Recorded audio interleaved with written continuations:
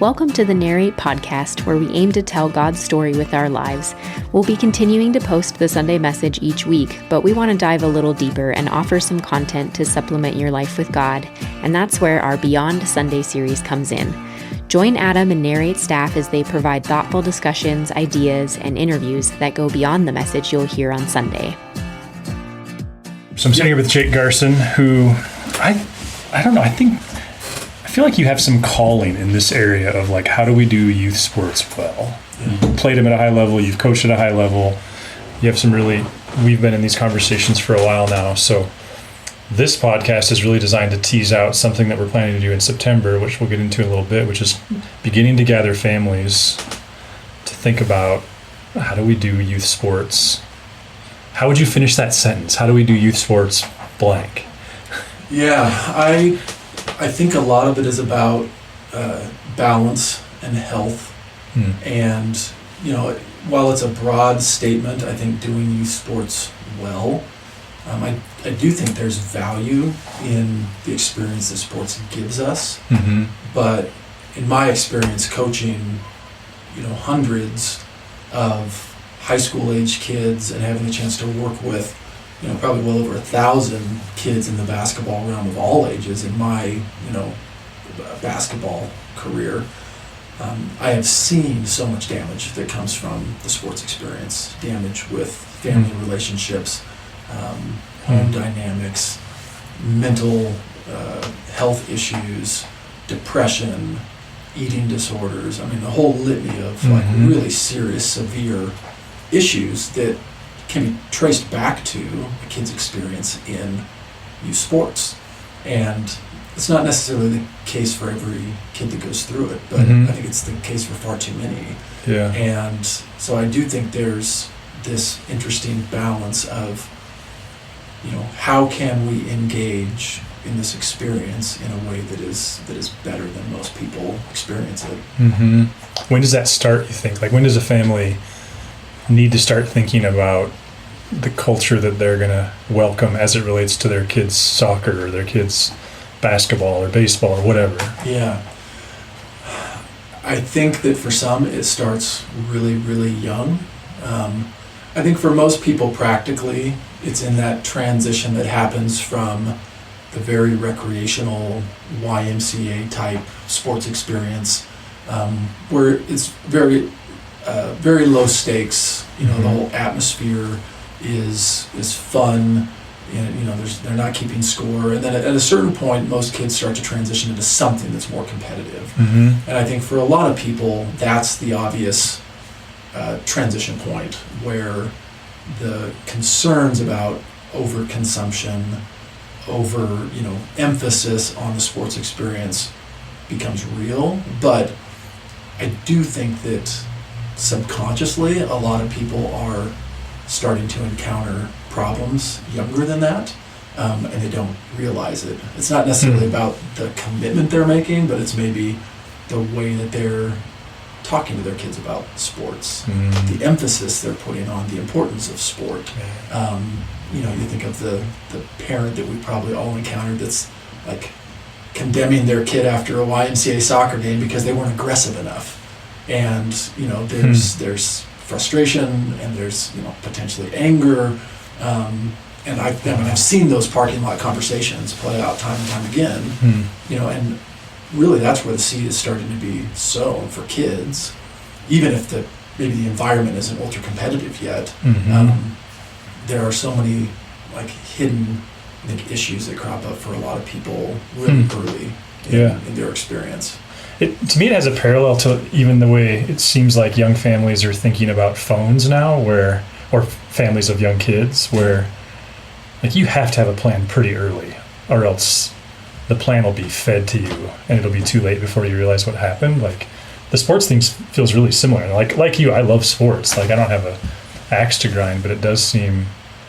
And my youngest is 19, so it hasn't been that long ago, but it does feel like the culture's shifted even a ton. Yeah. Since when he was there. But the point being is, really, you're talking about 8 or 9 years old already. In baseball, that transition from recreational to potentially hyper competitive is at 8. When is it in basketball? Our daughter started that transition last year as a 9-year-old. I know that there are some that started it a little bit earlier, 7, 8-year-olds. Our son is 7, and if he continues with basketball, he's probably still at least a couple years away because he's on a little bit slower still 9 track. years old. Absolutely. Yeah, it definitely comes quicker than a lot of people, I think, are prepared for. Mm-hmm. And I do agree. I think there's a lot of similarity in the approach to cell phones and social media and a lot of other issues that modern day parents have to plan for. But part of the challenge, I think, with the youth sports realm, a lot of it for people feels out of their control because so much is driven by the club program that you are wanting your kid to be able to participate in. Okay. Or maybe for a parent who's not an expert in a specific discipline, like say they're not of a basketball background, they may not feel equipped to make decisions on what their kid should or shouldn't do with basketball. Where with my kid and their cell phone, I feel like I can make an informed decision that I feel like is best for my family. But I think the context is so different that for a lot of people, they're more inclined to listen to what they're being told because they feel like, well, somebody else is an expert in this. And if I don't listen, my kid's going to get left behind, or I might miss the opportunity in front of them because I don't know how to steward this well on my own. Let's come back to that left behind idea, because that has a lot of power. Yeah. How would you walk, how are you thinking about, it's Emma, right? Yep. How are you thinking about Emma getting left behind? Well, or not? Yeah, I think it's a real concern for people. I caveat a lot of my perspective on all of this with the fact that I think I'm fortunate that I do have an extensive background in basketball. And so I do feel equipped to make informed decisions on, the likelihood of her missing out on her long-term potential for growth and experience. I mean, say she wants to be a college basketball player one day. If I don't allow her to do X now, is that going to limit her chance in 10 years to be that player? That's like the $1 million question. Yeah, right? And I feel like I have enough experience to know, like, missing this camp or not participating on that team today is not going to impact that. I think the challenge is for a lot of people, they don't necessarily know. They just hear that the less they do now and the more other kids are doing, the further behind they're going to get. The reality is, so much of it comes down to an individual's potential and what their ultimate ceiling is in the given sport. And so for my daughter, she's very athletic. She's on the taller side. I believe that she will be able to do most of what she wants with basketball if she chooses to pursue it at a high level. It doesn't mean that she's destined to be a professional basketball player. Right. Maybe not a college basketball player. But I do think that she has a high level of athleticism and a high level ceiling. And so I don't personally get overly concerned about what she's doing or not doing at this age. But I think that's where I have the fortune with basketball that may be a different experience if she was into swimming. Sure. Or into volleyball or something that is not my background and expertise. I can see it being harder to make those decisions with confidence. A lot of your background is Boise. Yep. Is it different in Helena than even Boise? Is that also a factor of where are you? Absolutely. Yeah. And I think what the ultimate goal is a factor. Okay. The sheer number of kids in a city like Boise, it was not uncommon at the high schools to have entire basketball programs, for example, where you didn't have multi-sport kids. You would have the whole team, 50 kids in a high school boys basketball program at one of the largest high schools in the state of Idaho, and there might be 1 or 2 multi-sport kids. Wow. Because there are so many kids coming out for a sport. They might have 130 kids come out to try out for 3 teams or 4 teams. Wow. And so kids start to specialize early, elementary school, maybe not second, third grade, but by fifth, sixth grade, a lot of kids are specialized. By the time they're in junior high, they're probably playing one sport. Helena, fortunately, is in a very different place than that, and really is in a place that, at least from a high school perspective, they need kids playing multiple sports. There aren't enough kids to allow kids to specialize and everybody be able to still participate. And so it doesn't mean that people aren't trending in that direction. And I think there are different cities in Montana that are getting there quicker. But I absolutely do think that where you are has some impact on that. But it feels the direction of the youth sports movement that we're not going back. Yeah. If anything, everyone is just catching up to where some of these larger cities have been for years. Well, you had shared an article, was it from Forbes with me, that youth travel sports are now how big of an New York Times. New York Times, article. okay. Yeah. And how big of an industry? What do you remember what the number was? Something like $40 billion. Wow. A year. What does that tell? What does that mean to you? Well, it was eye-opening, and for context, I think the report was looking at all of the money that funnels through the U.S. economy through youth sports. So hotel stays, travel expenses, I'm sure airline tickets, gas costs, food, but it does account for the cost to play, the cost to participate. In a lot of instances, people are paying thousands and thousands of dollars for their kids to play on a single sports team at a very young age, and being asked to travel to cities all over the country to participate in these massive tournaments, with the idea that if they don't do it, their kid is going to miss out on an opportunity to even play the sport, let alone play it at a high level. It's like that's just the minimum requirement to get to keep playing. And is that a true narrative, or does that hold true, or is that all fear-based? I think in some context it can be true. I mean, I've heard stories of specific sports in specific towns, an example being like this town's youth hockey culture may be that if you aren't doing all of these teams, ultimately your kid's not going to get picked for future teams. At like 11 years old. Yeah. And I think there's a reality that if your kid is gifted enough and skilled enough, people are always going to make an exception to that. Right. But for most people, they don't one, either know that that's a reality, or they're not confident that their kid is going to be that exception. Yeah. Because that doesn't necessarily hold true for every kid. Right. Again, there's always going to be the exceptional gifted athlete that can show up and be the best one in the building, whether they've played in the last 6 months or not. I have friends that were like that. They were high-level college athletes, and you can teach them your sport, and they'd be better than you in a few minutes. Yeah. But that's not the reality for most people. Yeah. And so I think there's constantly this balance of fear of being left behind and committing to maybe more than you're comfortable with, because you don't want to be the reason that your kid loses this opportunity. Yeah. Do you want to speak a little bit to like what was the aha point for you? Like, you've been enmeshed in sports. I don't use that word negatively, but you've been super involved for a long time. What was your aha around like the culture's zigging? I think we might need to zag a little bit. Yeah, it was not an overnight experience for me. I look back on my experience with sports, and I really feel like, as you said earlier, I do feel like it's a calling, and I feel like God has kind of guided my path and experience through sports in a very intentional way. And so where I stand today and my perspective is not something that I had 15 years ago. I probably started to develop it around 12 or 10 years ago. Okay. But even in the last 5 years, I think it's shifted.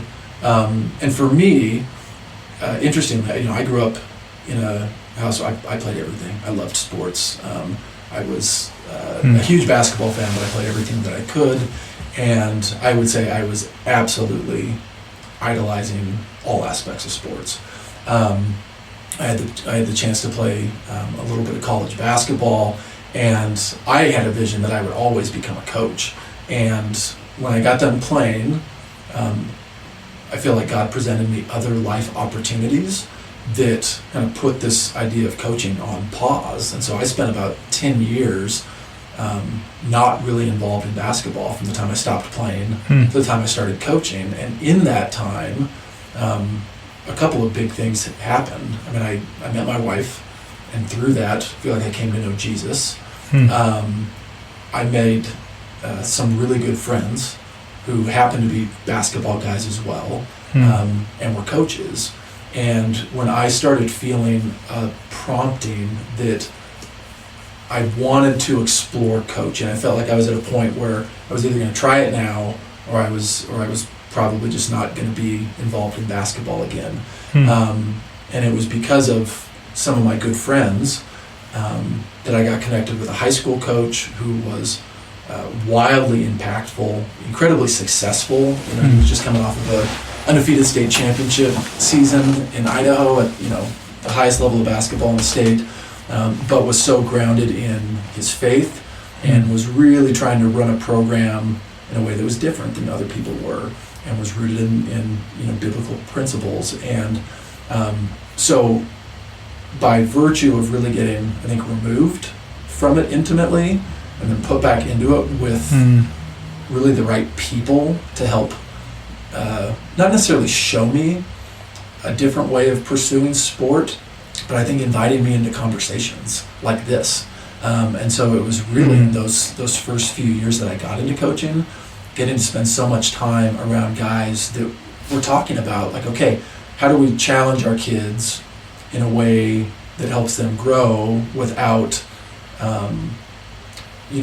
essentially making this about their identity and making this game something that they lean on as like their value source. And so it was the first time in my life that I had been having those conversations. And I think by God bringing people into my sphere, that I could start to just ask those questions and dialogue about what's wrong with maybe the sport culture of today.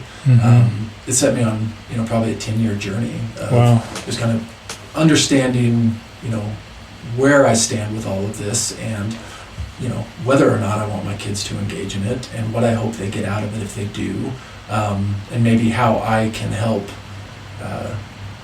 be a resource for others as they navigate this. So for you, how much of the boundaries that you're thinking about for your family, how much of that is a time boundary, and how much of it is just a stylistic cultural boundary? Does that make sense? I think so. Like to what extent is it just contained by the words that you use and don't use? Yeah. And to what extent is it just like the investment of time and money that you do and don't invest? Yeah. I like to think that my wife and I, Katie, are trying to take a really balanced approach to both. I would say on the time and resources standpoint, that is very much shared responsibility. I think that's the part of this where she probably resonates, with the issues the most, and she does a good job of even challenging at some point to say, like, do we really need to add things to the schedule for next year, or do we have too much on the plate? Do we need $400 uniforms? Right, helping to prioritize, the time balance with committing to tournaments and, keeping church a priority, and how are we, the thing that she has challenged me on countless times is, making sure there's time for our kids to be involved in, Bible study experiences. And, she'll be the first one to point out, like, well, you didn't have trouble saying yes to this basketball camp. Totally. So why are you having pause about this other commitment to Bible study? So that's been important, because I think that's been a shared responsibility. The culture piece, I think I probably have I'm more in tune with that piece, honestly. And I I have tried to be really intentional with the words that we use and the way that we engage in sport. I think that's where, in my experience, especially working with kids, and where I've been really lucky is I've worked with so many kids that I've gotten to see maybe the damage that has been done from their experience and be able to get insight into, the relationship with mom and dad and maybe what some of the cause and the factors that led to this, place of hurt as a high school kid. And so I have tried to be really intentional about the ways that I talk to my kids about sports. Things as simple as, not going up to them after games and talking to them about how they played. Oh, man. Like just walking up I made and that telling mistake them, so many times. Hey, I loved watching you play today. It was so enjoyable getting to watch you play, Hmm. and letting that be the end of the conversation. Wow. And that's not something that I arrived at on my own, but I've learned from others. What does that do for a kid? I think it releases some of the pressure that comes with performance, which is one of the biggest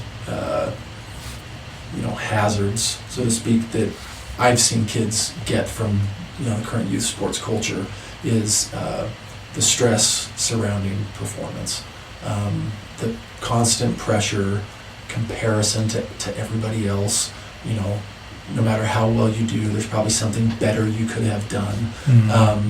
And so I have really tried to take an approach with my kids of keeping feedback very straightforward, very simple, and especially immediately, following a practice or games, like not focusing on performance. I may commend them on effort, right? I might commend them on attitude. Like you did a great job listening today. Reinforcing positive behaviors that I, as a dad, I want to see them develop and inhibit. But and it's not always easy. I mean, I certainly have caught myself, where the first question you have is like, oh, you missed 3 shots in a row. Were you thinking about passing today? Yeah. Those are the comments that come out, and I think they can be so much more damaging to a kid's self-esteem, and starts to just, one comment maybe doesn't create this larger complex, but over time, continuously, it absolutely will start to change their perspective of themselves, their perspective of expectations, and it certainly creates an atmosphere that's just filled with pressure. Yeah, man, as you're saying all this, I think that's why I'm so excited to help you speak this, because as I listen to this, there's just so much oh, I wish I'd have known that. Oh, I wish I'd have known that. And yeah, it's just so pervasive, and it's so easy to get caught up in without knowing that you're caught up in it until it's too late. Yeah, and I think I certainly know today that I still don't have all the answers, but I think I have been fortunate to have enough insight into other people's journeys to realize how intentional I need to be to try to chart a different path for my kids and for the kids that I've been given the chance to coach. And that's part of my journey that has been most rewarding. I do feel like God, through this process of kind of letting me wait, I think till I was ready, and allowing me to kind of cultivate my perspective to approach things, somewhat counterculturally, then giving me the opportunity to steward other kids and other families' experiences as well.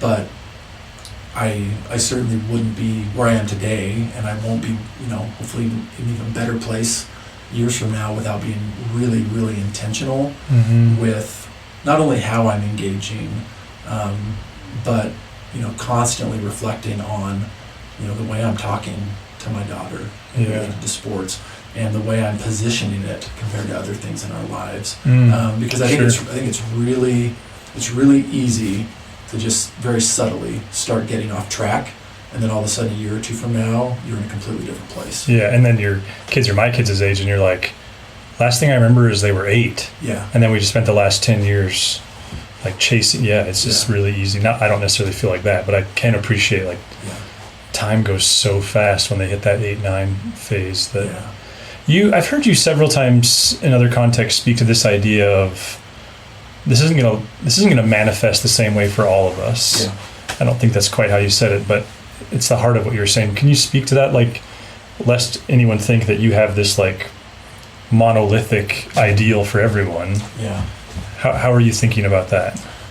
Yeah, I try to hold my perspective on the youth sports experience somewhat loosely. And I mean, what I mean by that is that I don't believe that there's necessarily one answer for every kid in every situation. I think that's part of what makes it so challenging for parents to navigate, is that there are going to be unique circumstances to every kid, to every sport, to every family dynamic that budget, that may require a slightly different approach. But I do think that there are some universal truths about the pitfalls that can come from this experience that are real for everybody.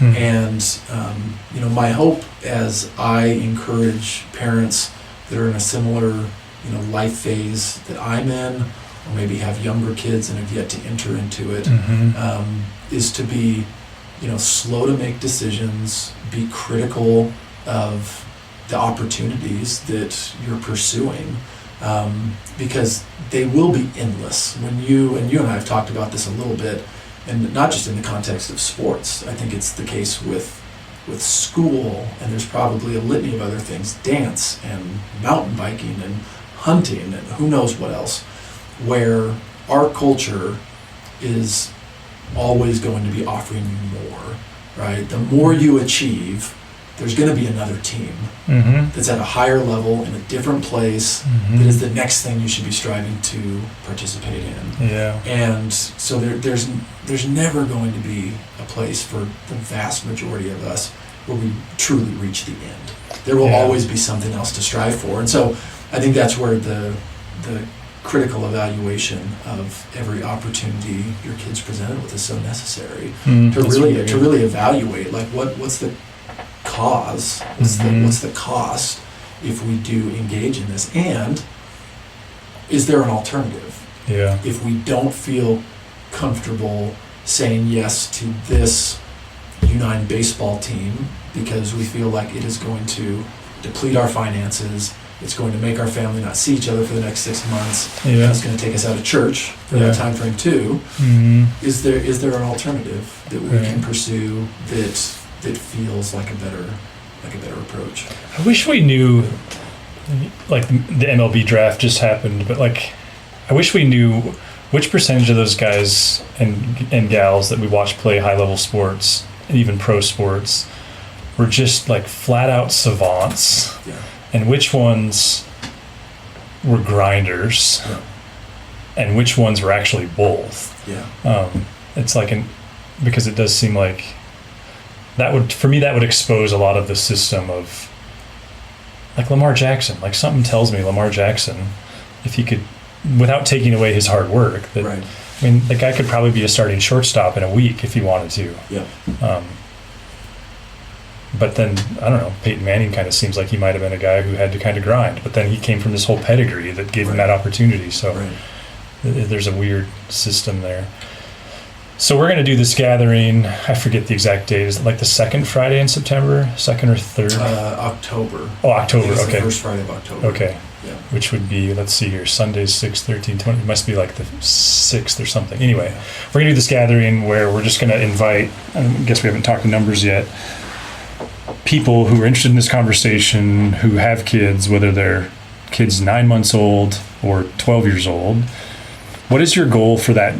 For I think we're really thinking about doing 2 gatherings. What is your goal for those, at least initially? Yeah. As you and I have talked about what a community conversation might look like, I think what I appreciate about your heart behind this youth sports topic is, that you recognize that there's some kind of a push or a desire, like you feel some conviction to hold this space and create a conversation. Yeah. And so I see an opportunity to invite others into the conversation, not to necessarily arrive at an agreement about what this should look like. Right.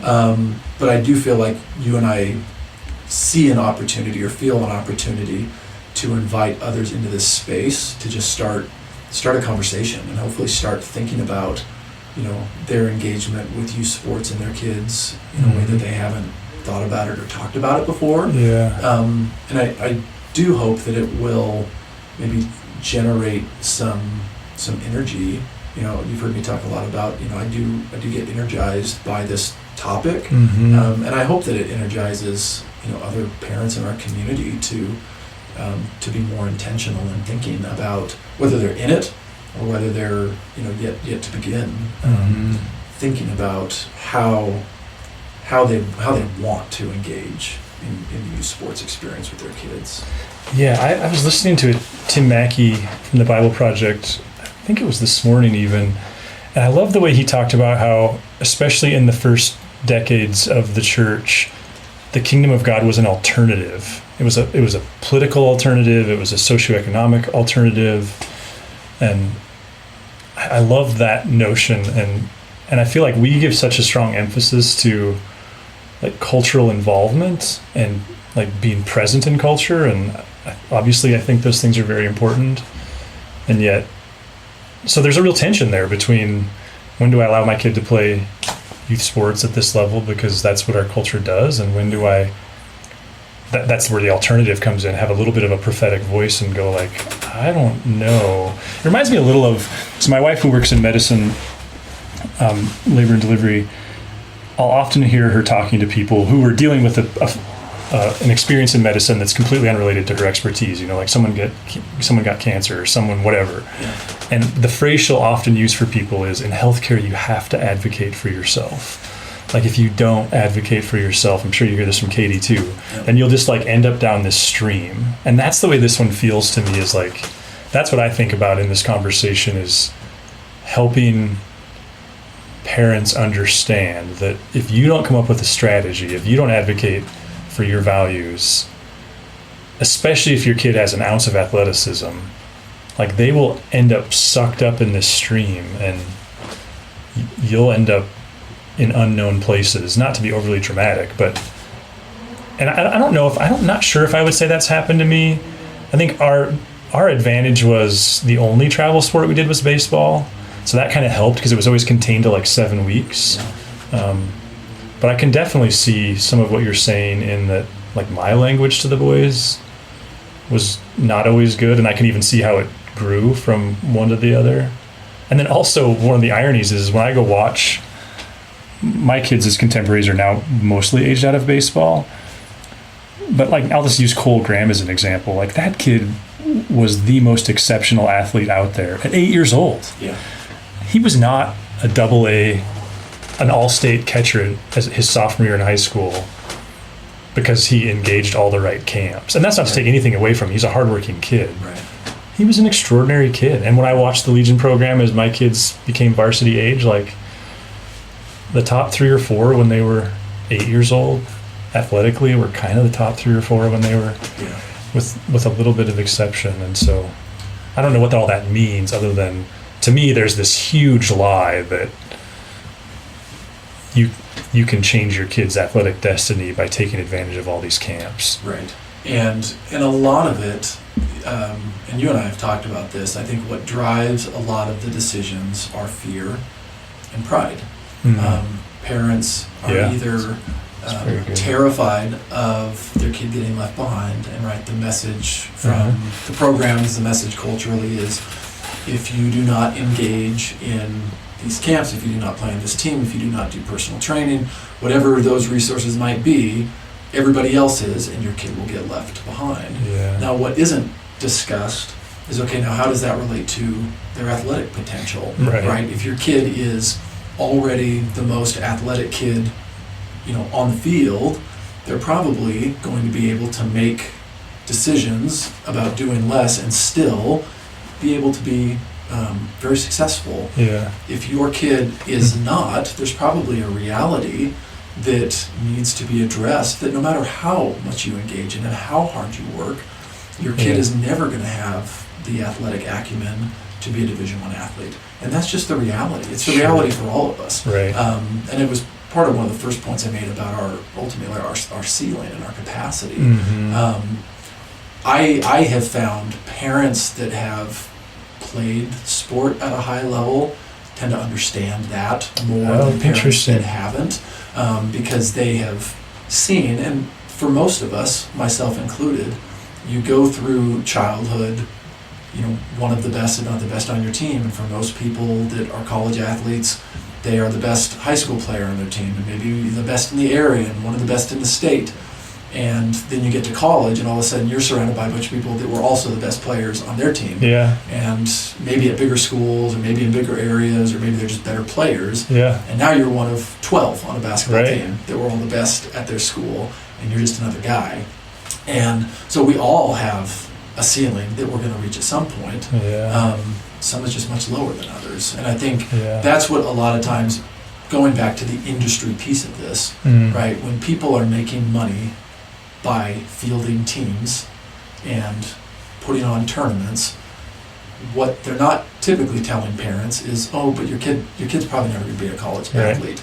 Because if they did, the parents would probably stop paying thousands of dollars for them to participate. And so it's like the team that plays the Globetrotters. Like, absolutely, someone's got to be the punching bag. Like, it's a numbers game. Yep, absolutely. Especially when you're talking about in such high volume. Yeah. And so the majority, it's not that it's giving them any better chance to play at a high level as they get older. I mean, it's you're paying for an experience, and for some people maybe they're getting what they're looking for. But I think for a lot there's this illusion about what it might lead to, and for most people it's not actually a reality. Yeah, it's not attainable.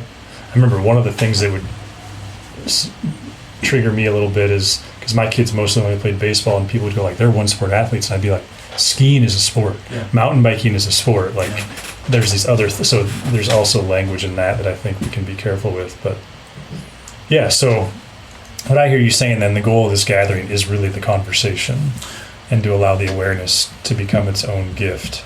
Yeah, I would agree with that. And I think beyond that, I do feel like there's some imagination for ongoing conversation, maybe ongoing community surrounding this. I know you've talked about the number of parents with young kids, a lot of which were also former athletes, some of which were former college athletes, and the Narrate community seems to be prime for some ongoing community surrounding this. I don't really have a vision for what that looks like, but it feels like this could be a springboard to explore what that might look like. And I do think, for me, it feels like there's significance in timing. And by that I mean, I had conversations with some of the guys that I was mentored by in Boise.